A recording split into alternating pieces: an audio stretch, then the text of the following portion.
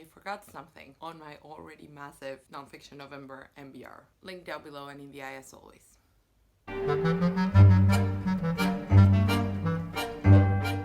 Hello everybody, I'm Roxy, this is Reviews, and today's video is going to be short and sweet, just to tell you about some graphic nonfiction I plan to read during November. Some of it which I bought for Nonfiction November, and yet I forgot to show it. And you know how I remembered? I mentioned graphic nonfiction on my October wrap-up because I read a graphic novel there. Again, link down below and in the eye as always. And I was like, oh shit.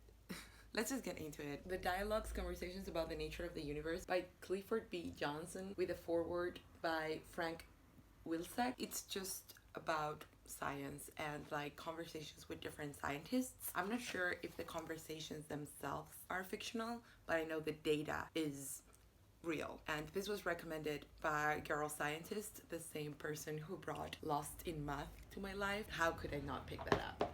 Then I have another book on the artists collection, Vincent by Barbara Stok. This is so cute, first of all. A bit longer than the Matisse one, and I think this is an actual biography. Not in the same way that the Matisse book was about Matisse's life, but looking at it from the eyes of fiction and a very surrealist scenario at that. Very excited. It looks so cute too. Oh, and by the way, Vincent is also translated, which I think is fabulous. Like, we don't get enough translated graphic novels, let alone like translated nonfiction. This is translated by Laura Watkinson or Watkinson. Another biography, this time a David Bowie biography, because you know I can't get enough of those. This is by María, Hesse and Fran Ruiz. It was originally published in Spanish. They are both, I believe, Spanish. One is an author and María Hesse is the illustrator, and it's really cool. It's like very strange, slightly eerie. It is kind of an autobiography in terms of it's like Bowie in his own words with some like contextual text, I believe. I don't know, it sounds very strange and interesting, and I love the art style, so very excited about that. Then I have biography on Sartre.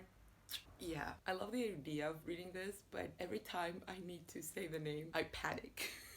Anyways, this is by Mathilde, Ramadier and Anaïs Depommier. This is translated to Spanish from the French by Aníbal, Días, Gallinal. The art is just amazing. It's so detailed and beautiful in a way that I really like. Like, sometimes when it goes to comic book, I do like comic books, but yeah, sometimes I feel like it's too much and it doesn't fit the subject, but in this case I'm just so very excited. Finally, I have a Spanish edition of an excerpt of Marie Antoniette's diaries, illustrated by one of my favorite artists, Benjamin Lacombe. He's the first one that got me to spend a lot of money on like beautiful hardcover illustrations. I have a couple of more of his works and he's just breathtaking. I love his style because it's so ornate and beautiful, but also kind of sinister. I mean, look at this, which is like, that's my Venn diagram. When it looks like it could be on a very fancy baby's nursery room, but then at the same time it's creepy and will get you nightmares, like that's my sweet spot in art. One of them, anyways. And that was it. See, that wasn't so bad. I'm not that crazy. I'm crazy, I know it. I just really wanted to show you guys those. First of all, because some of them, as I said, I did get exclusively for Nonfiction November, so not showing them would have been ridiculous. But also just because graphic nonfiction is one of my favorite genres of nonfiction, and it's my favorite genres of graphic novels. I adore consuming graphic nonfiction, and it's one of the few times where I don't feel bad about spending all that money on graphic novels, which I know it's such a bad thing to say because I know all the work that goes into graphic novels, and I know why they are so expensive because the paper they need to be printed on and all of that. I get it, but it still hurts a little bit, admit it, like sometimes. But in these cases I didn't even hesitate. I was so excited. So yeah, that was it. Please let me know if you have any recs for more of this. If you have any favorite graphic nonfiction, please link it down below.